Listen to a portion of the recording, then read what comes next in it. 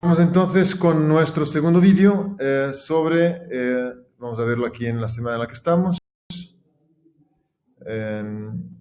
Nos hemos propuesto hacer un segundo vídeo de lluvia de impresiones sobre la lectura de esta semana y recordar algunas pautas metodológicas. Entonces, ¿qué os ha parecido empezar a leer el banquete? Bueno, Antonio ya nos compartió en el vídeo anterior que ha sido acertado escoger un texto que vais a necesitar en otras asignaturas. Los que tenéis también Historia de la Filosofía Antigua, tenéis ahí esa posibilidad. Entonces vais a tener que leer un diálogo, podéis leer otro, si tenéis tiempo, podéis releer este, porque hay que saber que los textos filosóficos hay que leerlos muchas veces. El profesor que tengo en Roma, Paul Gilbert, el jesuita, con quien hice la parte de la tesis, él dice siempre que tiene que leer un texto 7 veces hasta que empiece a entender algo. Eso dice él. Bueno, no sé si lograréis leer el banquete 7 veces. Por ahora vamos a contentarnos con una. Entonces,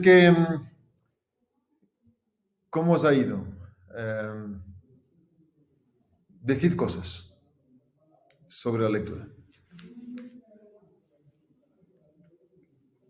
Para empezar y ayudarme a entrar, yo estuve escuchando vídeos en YouTube en inglés para darme contexto primero y después si era más fácil para entrar y tener un poquito.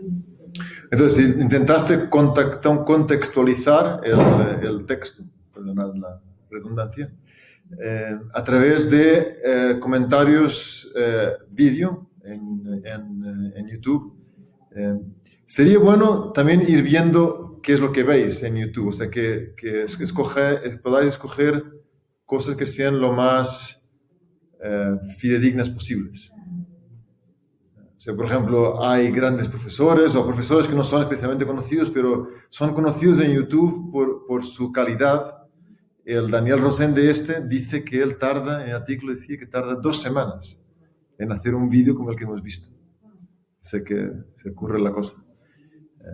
Y después también hay vídeos de enteros cursos en universidades de gran renombre. O sea que hoy en día, problema de escoger.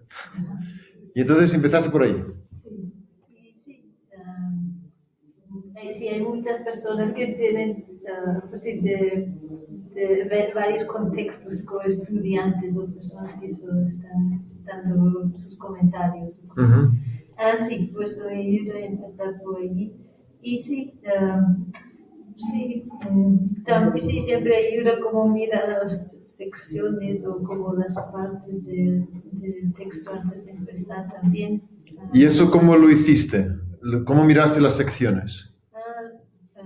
Busqué en este libro digital, un documento que nos enviaste y sí, busqué por las páginas básicamente. Muy bien, entonces en esos libros, o sea, lo que tenéis ahí en la plataforma es un libro de una colección de los diálogos de Platón. Es una edición muy buena, es de la editorial Gredos. Es bueno que os vayáis habituando a conocer también digamos, cuáles son las editoriales importantes. Esos textos clásicos tienen siempre versiones que están mejor o peor traducidas también. Entonces, muy bien. Eso es. De la editorial Gredos es el volumen 3. Y están todas las obras de Platón. Y lo miraste ahí, ¿verdad? Sí. ¿Ya en español? Sí. Ok. Y si tú has escrito también las páginas, lo que fue copiando, pues así mire esto rápidamente. Y sí, todavía tengo más. Ok. Este abordaje inicial es muy importante. O sea, ver, por ejemplo, cuántas páginas son. Es importante porque te da te da un límite de tiempo y de cantidad de trabajo que vas a utilizar. Es importante. Después también saber que una cosa son 100 páginas de Kant, Immanuel Kant, que es bastante denso y pesado. Otra cosa son 100 páginas del banquete de Platón. No quiere decir que no sea, que sea menos profundo, pero como Platón escribe con diálogos, es más ameno. Entonces, asusta menos 100 páginas de Platón, que es lo que tenéis, que después son 50, porque son 50, digamos, 50 en la pantalla, ¿no? Porque la pantalla tiene 2 páginas, son páginas cortitas, y tiene muchas notas a pie de página también. Entonces, es bueno tener eso en cuenta para decir, no son 100 páginas de un bloco denso de conceptos súper difíciles, sino que son 100 páginas de un diálogo platónico. Y entonces eso ya es bueno para que uno se anime, también psicológicamente tiene que animarse. Y después dividir tu trabajo. Por ejemplo, Easy en el foro dijo, voy a dedicarle 1 hora. ¿Está bien eso?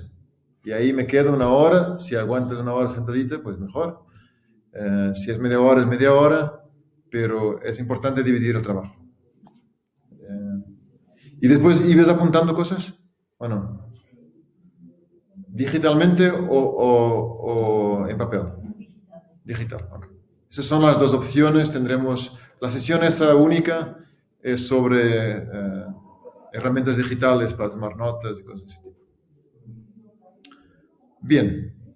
¿Alguna cosa más? Sí.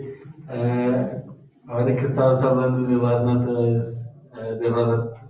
Notas a pie de página. Pie de página. Sobre todo en el comentario inicial a la obra. No sé, eso me incomoda la lectura. Y sobre todo, empecé a pensar en eso cuando estaba leyendo, que hay libros que tienen las notas de pie de página al final, que eso tampoco me gusta. Pero... Yo las odio, yo las odio. Es que uno está leyendo y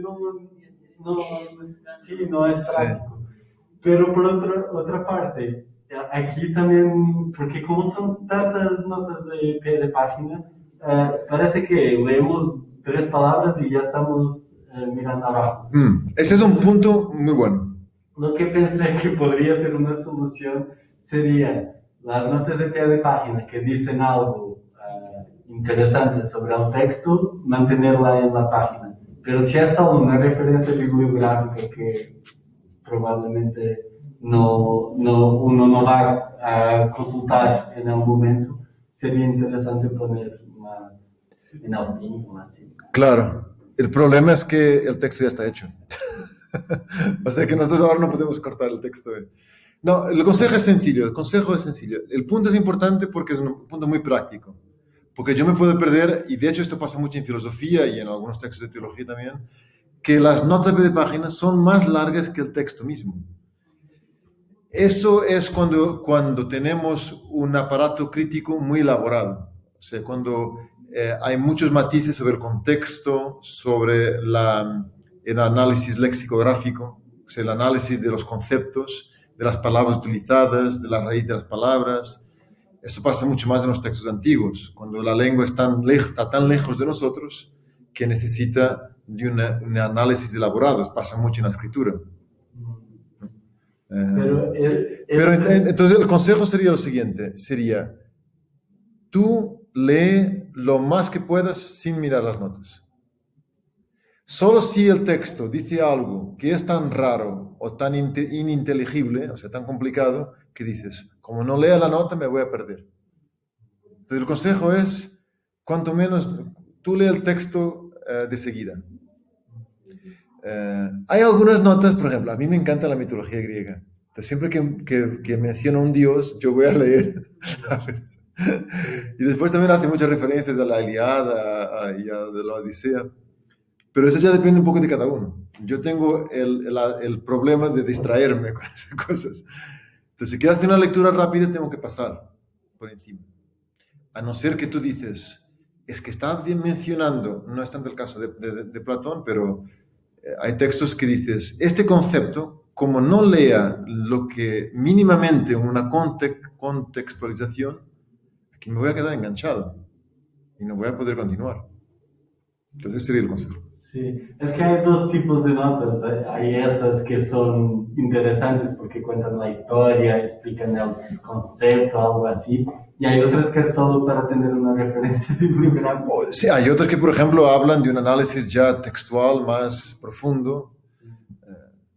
Bueno, de eso hablaremos en el otro vídeo. Pero sí, esas son las cosas que hay que hacer en el seminario, que es ver estas problemáticas. Sin duda ninguna diría que leer el comentario inicial, el que está al inicio del libro, es bastante bueno. Bastante bueno. Y también te va contextualizando en el recorrido filosófico de Platón. Yo he terminado el comentario y he empezado el diálogo propiamente dicho, pero he leído poco del diálogo. Pero me pareció que la lectura del diálogo era mucho más amena que la del comentario. Claro. El comentario, porque es bastante denso, pero sí que también me ayudó a ubicarme en la cultura, por ejemplo, todo lo que él habla sobre la homosexualidad. No solo homosexualidad, sino la pederastia. Sí. O sea, vista como un medio de educación. Terrible. Bueno, es lo que tenían. Sí, pero que son cosas importantes para tener en cuenta cuando lees el diálogo. Claro. Entonces, sí. Está muy bien. Ricardo, ¿y sí? No sé si es una impresión, pero algo que porque, por ejemplo, en la historia de la filosofía antigua, ¿no? Nuestra profesora dice que los filósofos están como buscando respuestas, ¿no? Desde la razón, no desde la mitología. Sí. Pero cuando veo mucho de los mitos, ¿no? Entonces, para mí es como, dice que están buscando con la razón y veo, pero también están usando los mitos, ¿no? Como hay una... Sí, no sé qué es. Claro, cuanto más depende del filósofo. Por ejemplo, cuando entres con Aristóteles vas a ver muy pocos mitos. Okay. Vas a ver muy pocos mitos. Claro, Platón está justo en la transición y la reflexión que hace. Aquí no vamos a entrar en tema filosófico, ¿no? Pero es muy interesante el ver cómo en realidad Platón está usando la mentalidad mitológica para hacer reflexiones desde la razón. Porque en el fondo el dios Eros es más una excusa para hablar del impulso vital, de las afecciones, que no es solo ni siquiera el amor entre las personas. Entonces es casi una excusa para hablar de lo que es propio del hombre. Sí. Pero claro, está en la transición. Y Diotimia misma es una especie de diosa. Y es curioso ver cómo Diotimia hace con Sócrates lo que Sócrates hace con los demás. Es una especie, es interesante leerlo. No sé si os acordáis ¿habéis leído la apología de Sócrates en el Propedéutico? No. Eso sí que hay que leerlo. La apología de Sócrates es el diálogo platónico sobre la muerte de Sócrates, sobre su juicio y, digamos, su defensa delante de los atenienses. Y claro, y después vais a ver, leyendo algún diálogo más, Sócrates va haciendo, a través de una serie de preguntas, va sacando razonamientos y va dirigiéndose a la verdad o ayudando a la persona a descubrir la verdad a través de una serie de preguntas. Y es lo que Diotima hace con Sócrates. Es curioso ver los roles invertidos, porque Sócrates es el gran maestro. Bien. ¿Ricardo? Yo no lo he visto. Ok. Pues hay que animarse, aunque sea solo un pedacito, hay que animarse y meterse, porque claro, corremos el riesgo después de que el tren empieza a ir un poco rápido y para pillarlo va a ser más difícil. Bien. Ok, pues esto es en cuanto a la lluvia de impresiones sobre la lectura de esta semana. Y entonces ahí está interesante volver al comentario. El comentario es un buen comentario, sin duda ninguna. Me pareció particularmente interesante el esquema. Tiene un esquema gráfico del diálogo y va a ser interesante para vuestro conocimiento filosófico futuro de Platón, porque divide claramente la doxa, que es la palabra griega que se utiliza para hablar de la opinión y a veces de la apariencia, y la aletheia, que es la verdad, que en griego significa desvelar, es quitar el velo.